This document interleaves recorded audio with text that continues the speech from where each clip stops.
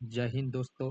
तो WPL women's premier league का third season जो है वो आज से स्टार्ट हो जाएगा 7:30 बजे से। और पहला मैच जो है वो गुजरात जायंट्स वुमेन्स और RCB Royal Challengers Bangalore women's के बीच खेला जाएगा 7:30 बजे से। तो किस किस प्लेयर को अपने टीम में, यानी कि ड्रीम 11 का जो हम टीम बनाएंगे या फिर कोई भी फैंटेसी 11 बनाएंगे, उसमें किन किन प्लेयरों को अपने टीम में रखना है, किन को बाहर करना है, किन को कप्तान बनाना है, किन को वाइस कप्तान बनाना है, वो सब कुछ एक एक करके अभी आपको बताया जाएगा। तो अगर इन्फॉर्मेशन अच्छा लगे तो चैनल को सब्सक्राइब कीजिएगा, लाइक कीजिएगा, कमेंट कीजिएगा। और आइए फिर देखते हैं एक एक करके जो कौन कौन से प्लेयर को हमें अपने टीम में लेना चाहिए और कौन कौन से प्लेयर को छोड़ना चाहिए, कौन प्लेयर ट्रम्प प्लेयर होंगे जो हमें जिता के दे सकते हैं, किनको कप्तान, किनको वाइस कप्तान, ये सब कुछ मैं एक एक करके आपको बताता हुआ जाऊंगा। तो वेन्यू अगर देखिए फर्स्ट मैच का, तो कोटाम्बी स्टेडियम है जो कि कोटाम्बी स्टेडियम है, जिसपे कि ये मैच, पहला मैच जो है वो खेला जाएगा गुजरात जायंट्स वुमेन और रॉयल चैलेंजर्स बेंगलोर वुमेन के विरुद्ध, यानी कि एक दूसरे के खिलाफ ये खेलेंगे इस स्टेडियम में। और इस स्टेडियम का अगर पिच रिपोर्ट देखें तो स्टेडियम जो है वो बैटर फ्रेंडली या फिर बॉलर फ्रेंडली एक का नहीं है, यानी कि ये जो है बैलेंस्ड पिच है, यानी कि बॉलर को भी मदद करता है और बैटर को भी मदद करता है, दोनों को मदद करता है। और एक चीज अगर इसमें अगर देखें तो इस स्टेडियम में क्या होता है, तो जैसे जैसे गेम आगे बढ़ता है वैसे वैसे क्या होता है, तो पिच जो है वो स्लो होते चला जाता है, यानी कि वो टर्न होने लग जाता है, बाउंस होने लग जाता है। तो सब कुछ जो है जो टीम अगर टॉस विन करती है तो वो चाहेगी कि पहले बैटिंग किया जाए और कुछ जो है टोटल स्कोर बोर्ड पे लगाया जाए, और बाद में जो है पिच स्लो हो जाती है तो स्पिनरों को ज़्यादा मदद मिलने लग जाता है। तो यहाँ ना ज़्यादा रन बनता है, यानी कि उतना ज़्यादा रन नहीं बनता है, एवरेज स्कोर जो है थोड़ा कम है और स्पिनरों को जो है ज़्यादा मदद मिलता है। और अगर देखें 4 मैच जो हुआ अभी तक 2 सीजन में गुजरात जेंट्स और RCB वुमेन्स के बीच में, तो उसमें ज़्यादातर क्या है, तो 2-2 से बराबरी चल रही है, यानी कि 2 जो है गुजरात टीम जीती है और 2 जो है वो RCB टीम जीता है अभी तक।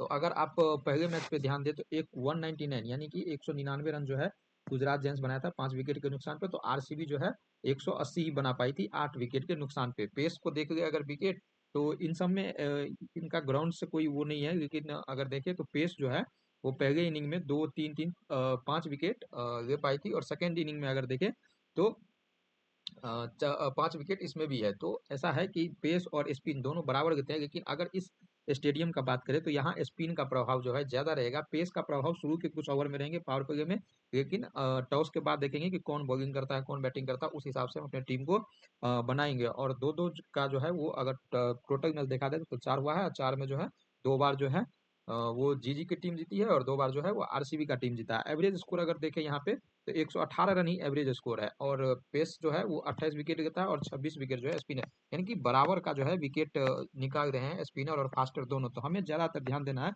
कि कौन पहले बैटिंग करता है, जो पहले बैटिंग करेगा उनके जीतने का चांस ज्यादा है, क्योंकि बाद में स्पिन होना शुरू हो जाएगा और उनके स्पिनर को, यानी कि जो टॉस जीत के पहले बैटिंग करेंगे उनके तरफ के स्पिनर को ज्यादा रखना है, और जो बॉलिंग करेंगे उनके फास्टर को रखना है, क्योंकि शुरू में जो है कुछ जो है बॉल स्विंग करेगा तो मदद मिलेगा पेसर को, तो उनके पेसर को रखना है, और सेकेंड इनिंग में जो बॉलिंग करेंगे उनके स्पिनर को रखना है। टीम बैटिंग जो करती है वो 60% यहाँ जीतती है, क्योंकि बाद में जो है वो पिच धीरे धीरे स्लो हो जाता है। और अगर देखें हेड टू हेड तो 4 मैच हो चुका है, 2-2 करके दोनों टीमें जीती है। उसके बाद अगर गुजरात जेंट्स का 11 देखें तो ये 11 रहेगा गुजरात जेंट्स का, हो सकता है कि ये रहे, और हो सकता है कि इनमें से कोई जो है खेलते हुए नजर आए, तो ये गुजरात जेंट्स का जो है 11 हो सकता है, 11 प्लेयर ये रहेंगे। और अगर एक एक प्लेयर का अगर देखें तो इस बार जो है गुजरात जेंट्स का एस गार्टनर को जो है क्या किया गया है, तो कप्तान बना दिया गया, क्योंकि बेथ मुनी जो है 2 बार से कुछ ज्यादा कुछ खास नहीं कर पाई। तो अगर ओपनिंग जोड़ी देखें तो बेथ मुनी और ये उतरेंगे, तो इन दोनों का जो है अगर हेड टू हेड देखें तो बहुत ही बढ़िया, यानी कि बैटिंग बहुत ही बढ़िया करते हैं। और अभी रिसेंट का फॉर्म भी जो है बेथ मोनी का वो देख लीजिए, 50 75 44 94 1 एकदम भी अगर रिसेंट का मैच में देखें तो कितना बढ़िया फॉर्म लेके आ रही है, और हो सकता है कि आप इनको कप्तान और वाइस कप्तान भी दे सकते हैं, क्योंकि बहुत ही अच्छा खेलती है। और 2 इनिंग में देखिए 93 रन भी बना चुकी है, जबकि 93 का एवरेज है, क्योंकि दोनों में जो है ये जो है आउट नहीं हुई थी। और इनको देखें तो 2 इनिंग में 144 रन और 72 का एवरेज है, तो बहुत ही बढ़िया, और रिसेंट का फॉर्म भी अच्छा है, तो बढ़िया खेलती है और बढ़िया ही बैटर है। उसके बाद सिमरन शेख को देखें तो 1 इनिंग में 2 रन, 2 का एवरेज, लेकिन जो है इनका रिसेंट का फॉर्म भी जो है कुछ खास नहीं है, लेकिन ऐसा है कि अच्छा करते हुए दिखेंगे। तनुजा कन्वर जो है बहुत ही बढ़िया, यानी कि एकदम बढ़िया बॉलर है। 4 इनिंग में 2 विकेट है हेड टू हेड में। और अभी रिसेंट मैच में नहीं करती आई है, लेकिन एक बढ़िया बॉलर है और विकेट निकाल करके देंगी। वेन्यू पे जो है एक मैच खेली है पर कुछ विकेट नहीं निकाल पाए। उसका हेमलता बहुत ही अच्छा हिटिंग करती है, 4 इनिंग में 64 रन बना चुकी है। 8, 41, 7, 10 ऐसा जो है रिसेंट मैच है, पर इसको जो है हम अभी वो नहीं कर सकते हैं कि नहीं ही चलेगी, क्योंकि फर्स्ट मैच है और वेन्यू भी अलग है। तो हो सकता है कि ज़्यादा रन बना के दे। एशली गार्डनर ये एक कप्तान के रूप में देखा जा सकता है, क्योंकि बॉलिंग भी बहुत अच्छा करती है और बैटिंग भी करके देती है। तो बॉलिंग में अगर 4 इनिंग देखिए 67 रन बनाई है, और रिसेंट फॉर्म देखें तो 74 रन बना के आ रही है, 42 रन 3 विकेट, तो एक बहुत शानदार, यानी कि एकदम नंबर 1 तो समझ लीजिए। तो एशली गार्डनर जो है वो कप्तान के तौर पे रखना आपको चाहिए ही चाहिए। उसके बाद एंड्रा डॉटिन आ जाती है, यानी कि हेड टू हेड तो अभी तक नहीं खेली है, क्योंकि ये पिछले साल तो दूसरी टीम से खेल रही थी, तो अभी कुछ है नहीं। उसके बाद 2 रन 1 विकेट 33 रन 0 विकेट, तो ऐसा है कि ये बॉलिंग भी करके देती है। फिर हरगिन डेल देख लीजिए, अभी रिसेंट का वनडे जो हुआ था उसमें 115 रन बनाई थी और अच्छा बैटिंग करती है। और अभी रिसेंट में फॉर्म में भी है, और 3 इनिंग में देखिए अगर हेड टू हेड में देखेंगे तो 101 रन, यानी कि बहुत ही बढ़िया बैटिंग करती है। और हेड टू हेड भी जो रिकॉर्ड है वो अच्छा है, और रिसेंट का फॉर्म भी अच्छा है, तो इनको भी आप अपने टीम में रख सकते हैं। उसके बाद मेघना सिंह को आप देख सकते हैं। मेघना सिंह दो दो इनिंग में 0 विकेट है, कुछ खास विकेट नहीं दे पाए, लेकिन शुरुआत का मैच है तो हो सके कि ये। और प्रिया प्रिया मिश्रा को देख लेते हैं। प्रिया मिश्रा जो है अभी जो रिसेंट का मैच है, अभी हेड टू हेड कुछ खेली नहीं है, और स्पिनर है। तो ये आपको अगर सेकेंड इनिंग में अगर ये बॉलिंग करते हैं, अगर सेकेंड इनिंग में जीजी जो है वो अगर बॉलिंग करती है, तो इनको आप रख सकते हैं। 2 विकेट 3 विकेट 2 विकेट हर एक मैच में विकेट निकाल के देते हैं। उसके बाद अगर देखें तो आ जाते हैं भारतीय फुलमगी, वो ये सब जो है ये सब नहीं भी खेल सकते हैं, तो ऐसा कुछ है नहीं। उसके बाद रिचफील्ड अगर खेलती है, हो सकता है कि रिचफील्ड ओपनिंग करते हुए नजर आ जाए। 2 इनिंग में 23 रन बनाई है और 15 25, अभी हाल ही का फॉर्म भी कुछ खास नहीं है, तो इनको हो सकता है नहीं भी खिलाया जा सके हो। और इनके जगह जो है यही खेलते नजर आएंगे, गौरव वुल्फ वर्ड जो भी है वो खेलते हुए नजर आएंगे। उसके बाद देखिए तो मन्नत कश्यप, उसके बाद साई सतगरे हो सकता है, साई सतगरे जो हो सकता है ये खेल सकती है, क्योंकि बहुत ही बढ़िया, यानी कि पेसर है, और शुरुआत में जो है इनको जो है पिच से मदद भी मिल सकता है। उसके बाद डेनेगी गिब्सन भी जो है अगर हो सकता है तो इनको खिलवाएंगे, क्योंकि ये जो है बढ़िया परफॉर्मेंस देती है, और बढ़िया परफॉर्मेंस करके देती है। उसका शबनम शकील ये तो नहीं करेगी। उसके बाद ये हो गए तो इनको भी हटा के चलेगी। उसके बाद आरसीबी का अगर हम देखेंगे तो आरसीबी में जो है ये उनका 11 हो जाएगा। 11 में ये है कि आशा शोभना जो है वो नहीं भी खेल सकती है। आशा शोभना ज्यादातर मान के चलिए कि नहीं ही खेलेगी। हो सकता है एकता बिष्ट खेलिए, या फिर कनिका ओझा, कोई भी दूसरा कोई खेल गया आशा शोभना की जगह पे, क्योंकि वो ये जो खबर आ रही है उससे पता चल रहा है कि ये बाहर हो चुकी है। तो ये प्रबल ये जो है 11 हो सकता है आरसीबी वुमेन्स का। उसका इनका अगर प्लेयर का एनालिसिस देखें तो स्मृति मंदाना लाजवाब फॉर्म में है, यानी कि अगर कोई भी रन बनाता है तो इनसे ज्यादा वर्ल्ड क्रिकेट में भी कोई रन नहीं बना रहा है। एकदम मस्त बैटिंग कर रही है मक्खन की तरह। 4 इनिंग में देखे तो 122 रन बना चुकी है, हेड टू हेड में 30 का एवरेज है, तो अच्छा खेलती है। और पिछले साल भी बहुत बढ़िया खेली थी। उसके बाद रिसेंट के मैच में देखिए 53 बना के आ रही है। वेन्यू पे भी 96 रन बनाई है 2 इनिंग में, यानी कि ओडीआई जो हुआ था वेस्ट इंडीज के खिलाफ, तो उसमें क्या है तो 96 रन बनाई थी 48 के एवरेज से। उसका डेनी वाइट आ जाएगी, जो कि हेड टू हेड अभी तक नहीं खेली है, लेकिन एक अच्छा हीटर है। और 35 रन 0 रन 52 रन, तो रिसेंट का फॉर्म भी अच्छा है। वेन्यू पे कुछ खास एगिसा पेरी, ये इनको तो आप कप्तान या वाइस कप्तान बना के चल सकते हैं, क्योंकि बॉलिंग भी करती है, और होगा तो शुरुआत में भी बॉलिंग करेगी और डेथ में भी करेगी। तो 2-3 विकेट जो है ये निकाल सकती है, और 4 इनिंग में 98 रन और 49 का जो है एवरेज है, तो बढ़िया बैटिंग भी करके देती है।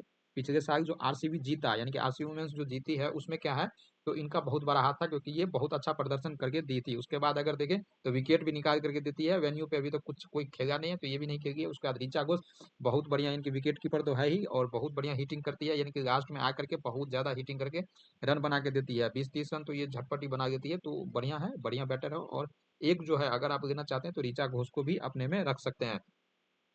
उसके उसके बाद आता है मेघना। मेघना जो है वो 2 इनिंग में 40 रन बना चुकी है, 40 का एवरेज है, क्योंकि आउट नहीं हुई है, तो 40 का एवरेज। और रिसेंट फॉर्म देखेंगे तो 36 36 11 28, तो ठीक ठाक यानी कि रन बनाती है। और वेन्यू पे कुछ उतना खास है नहीं बताने को, तो हो सकता है कि ये खेल गए, और आप अपने टीम में नहीं रखिएगा इनको, क्योंकि उतना बढ़िया इनका जो है वो रन भी नहीं है, और हेड टू हेड में भी जो है रिकॉर्ड उतना बढ़िया नहीं है। जॉर्जिया बेहराम ये खिलाड़ी जो है ये रखने वाली है, क्योंकि एक इनिंग में 48 रन बनाई है 48 के एवरेज से, और विकेट भी निकाल के देती है। क्योंकि लेग स्पिनर है, और विकेट जब सही होता जाएगा तब इनको जो है 2 से 3 विकेट मिलने की संभावना है। और अगर बैटिंग आ गई तो रन भी बना के, तो कप्तान वाइस कप्तान का भी जो है ये एक बढ़िया चॉइस रह सकती है। तो अगर आप जैसे कप्तान वुमेन्स के मैच में क्या होता है, तो अगर आपको कप्तान चाहिए या वाइस कप्तान चाहिए, तो आप ज़्यादातर जो है वो ऑलराउंडर पे ध्यान दें, जो ऑलराउंडर, और ऑलराउंडर में भी कौन होना चाहिए, तो जो स्पिनर हो, क्योंकि स्पिनर ऑलराउंडर जो है वो ज़्यादातर विकेट लेके देती है और रन भी बनाती है। उसके बाद प्रेमा रावत हो गई।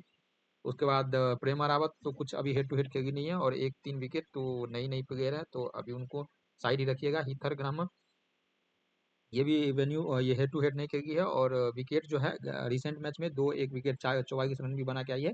तो रन भी बनाती है और जो है विकेट भी निकाल रही है। तो आप ऐसा कोशिश करिएगा कि जो विदेशी प्लेयर है उनको ज़्यादातर अपनी टीम में रखें। यानी कि अगर 8 विदेशी प्लेयर खेल रहे हैं तो 4-5 जो है विदेशी अपने में होना ही चाहिए।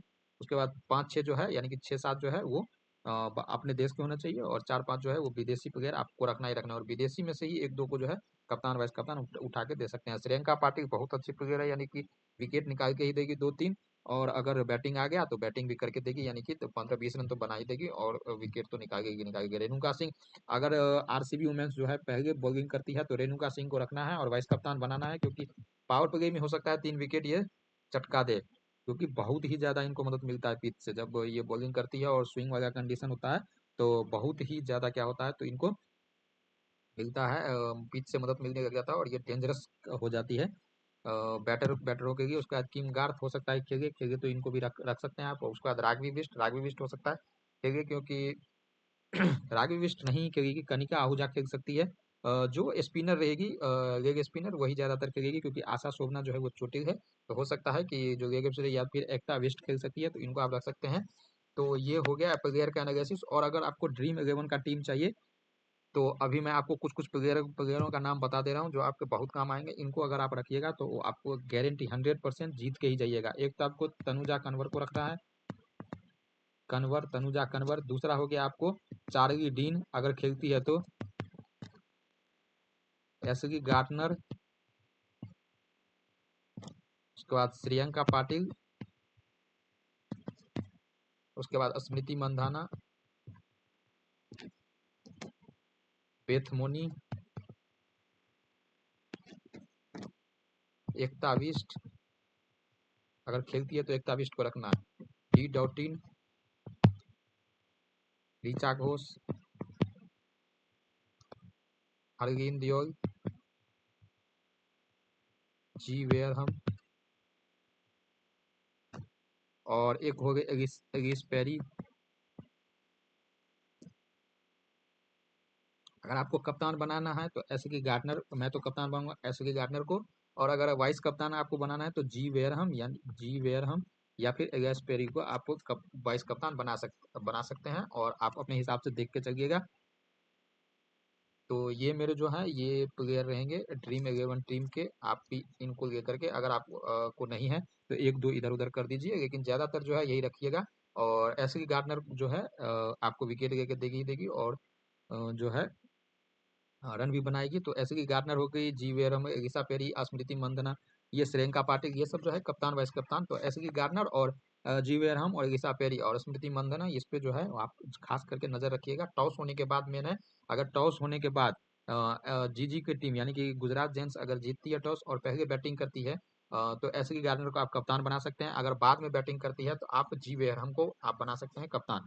तो ऐसे करके, या फिर एगिस पेरिस को बना सकते हैं। तो ऐसे करके चलिएगा, देखिएगा कि जो पहले बॉलिंग कर रहा है, यानी कि जो पहले बॉलिंग करेगा उसके टीम से जो है स्पिनर को कप्तान नहीं बनाना है। जो पहले बैटिंग कर रहा है उसके टीम से आप स्पिनर ऑलराउंडर जो भी हैं उनको कप्तान आप दे सकते हैं। और वाइस कप्तान जो है उन्हीं के टीम से अगर हो, यानी कि जो फर्स्ट बैटिंग करेगा उनके टीम से किसी भी बैटर को उठा करके दे सकते हैं, या फिर ऑलराउंडर को ज्यादातर बनाने का कोशिश करें।